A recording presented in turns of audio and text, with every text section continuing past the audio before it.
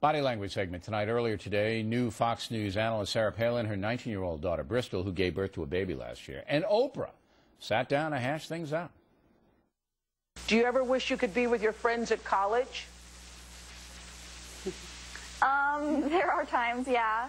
But I have a beautiful baby boy, and he's awesome. Do you regret not talking more about sex with Bristol? Do you feel disappointed that she can't be out with her friends, living the life that she could be living now? Oh, all those things, Oprah, yes. Such lessons that our family has learned. Yes, I wish that we would have had more candid talks about having unprotected sex, about having sex before marriage. You know, my assumption, probably like so many other mothers across America, assuming that, oh, maybe everybody else is doing it, but not my kid. Well, surprise. All right, here now, body language maven and Tanya Raman. Let's take Bristol Palin first. Yes. What'd you see? What'd you pick up? Well, you know, she's sitting there, and I noticed neither of them they don't move their hands at all. And when I see that tight hands together like that, you know, when you don't use gestures, it stifles your verbals, because talking with the hands is natural. So the fact that they didn't use a lot of gestures makes them look unnatural. But in addition to that, when Oprah starts talking about sex, I see Bristol take a deep breath in. So, you know, obviously this is a hot button item for her. All right, and then her mother answers fairly honestly. Was she comfortable giving the answer? You know, there was an interesting piece, again, going back to when Oprah brings up the sex question. Sarah Palin looks at her daughter, and you can see, like, you'll see it in a moment, there's some sadness in her mouth. Her mouth kind of goes downward. And you see there's regret, remorse. She recognizes when she says, you know, maybe I should have had that a little bit more of an open idea of what my daughter was doing. She recognizes that there's something serious, and she can't go back now, but there's regret there in her mouth. And when Sarah Palin, when Bristol Palin's listening to her mother, looks very sad, doesn't she? Yes, as a matter of fact, she doesn't even look over to her mom. Right, she looks straight ahead. But look at their hands. See how close their hands are? They're both, their hands are close, which gives me an indication that they have a good relationship. Okay, so this kind of a conversation would not be easy for anyone. No, of course not. But I picked up sadness. Yes. Is that the on both sides? On yes. both sides, yes. Right. Okay, talking about sadness, this is a good segue.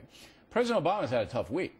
He goes to Massachusetts. He campaigns for Martha Coakley. Coakley loses huge. And he knows, the president knows, things are not going well for him. Roll the tape. You know, there are times when progress seems too slow. There are times when the words that are spoken about me hurt. There are times when the barbs sting. There are times when it feels like all these efforts are for naught. All right, what'd you pick up?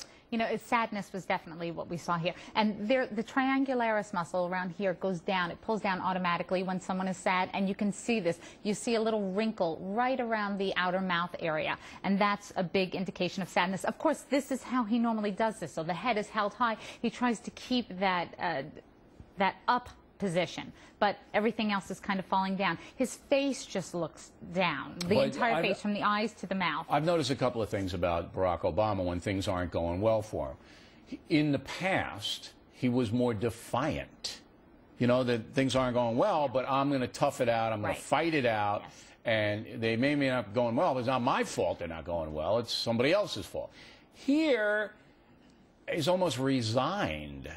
I agree, and you see this in a couple of different ways. Number one, you don't hear it in his voice. You don't hear the fight in his voice anymore. Right, not in this one. This is a Martin Luther King address, so it's a little more somber. Right, but not in this nothing. one. And there's the mouth gesture. But in addition to that, see the palms here, it's like he recognizes that there's this ongoing fight. Is he looking for sympathy here, do you think? No, I don't think he's looking for sympathy. I think he genuinely feels down about this, you know, and the emotions start to come through with the downward eye gaze and the way he postures his body and the fists going towards one another.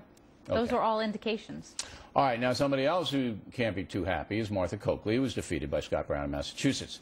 She is talking about Barack Obama in her concession speech. Roll it. Of course, I know you'll join me in thanking President Obama, who took this little trip to see us here on Sunday. He actually just called me, and before I came on stage, to say that we can't win them all, and he knows that better than any, as he told me. But he appreciates what I did and what you did, and he said to extend his heartfelt thanks to everybody who'd worked on the campaign. What was the hair behind the ear deal?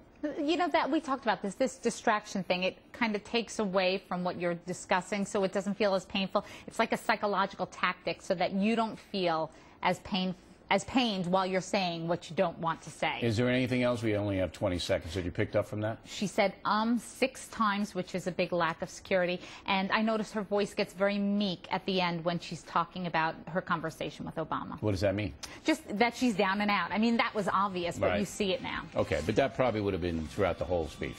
Can we have a happier one next time, please? A happier segment for Yes. Tanya. We'll work on it.